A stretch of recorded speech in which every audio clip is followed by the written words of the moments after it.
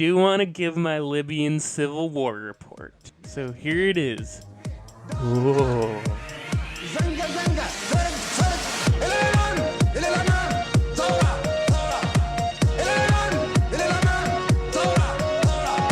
So, the UN recognized Government of National Accord, or the GNA, in Libya is continuing to advance on the territory claimed by the Libyan National Army, or LNA, led by Khalifa Haftar.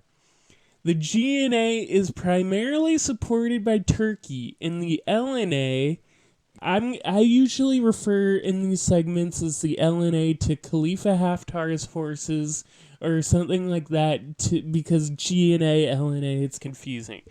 And so the LNA, Khalifa Haftar's forces, is primarily supported by Egypt, UAE, Israel, Saudi Arabia, all the most insidious players you'd expect from Middle Eastern politics. That's funny. I've never heard of a George Glass at our school. Not to say that Turkey's not suspicious, but also Haftar is supported by Russia. I didn't really put that in there. I've been asked to talk about Russia, and I might talk about Russia. So the first week of June, the GNA fully reclaimed Tripoli, which had been under siege by Haftar for over a year. The GNA then advanced on the city of Sirte, which during the Gaddafi administration is actually a really important city because Gaddafi was from Sirte. I think he grew up there. He lived there, and it was centrally located between the West and East Libya, Tripoli and Benghazi, the two main geography centers of the country. So they advanced on the city of Sirte, which is strategically and historically important. Meanwhile, President of Egypt, El-Sisi, declared on behalf of Khalifa Haftar that he was interested in a ceasefire.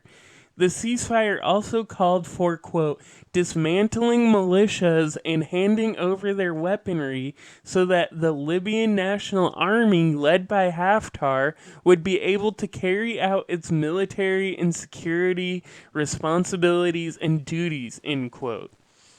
The militias that El-Sisi was referring to seized oil fields controlled by Libya's National Oil Corporation. So presumably what he's saying is these militias seized oil fields. Let's get a ceasefire so Haftar can get the militias under control, then we can continue fighting. Which, I mean, if you read between the lines like that, it's a pretty stupid request because it's basically a death wish for the LNA to accept that. Or rather, the GNA to accept that. They're basically, or maybe not. I mean, I'm no war expert, but it does seem like a really pitiful request. My bum is on the ship, the battleship.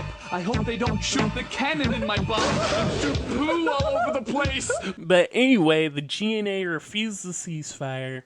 This is not the first time Haftar and the LNA has requested a ceasefire.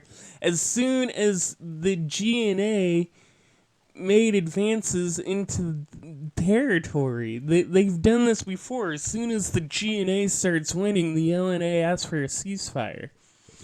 And meanwhile, as the GNA advanced on Haftar's territory, the UN expressed, quote, horror at the discovery of several mass graves in Tarhuna, which was Haftar's last stronghold in western Libya. So that's pretty bleak in terms of stories about mass graves. I never know what to think, at least at first, so we won't have to hear more about that, but it is unsettling to hear that there's, multiple mass graves left behind this military force.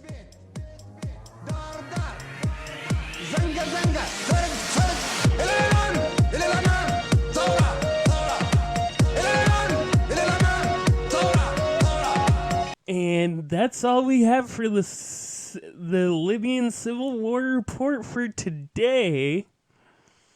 Not a lot, but that situation is still a powder keg, and I think it will just keep going and going, honestly, and I'm pretty worried about it.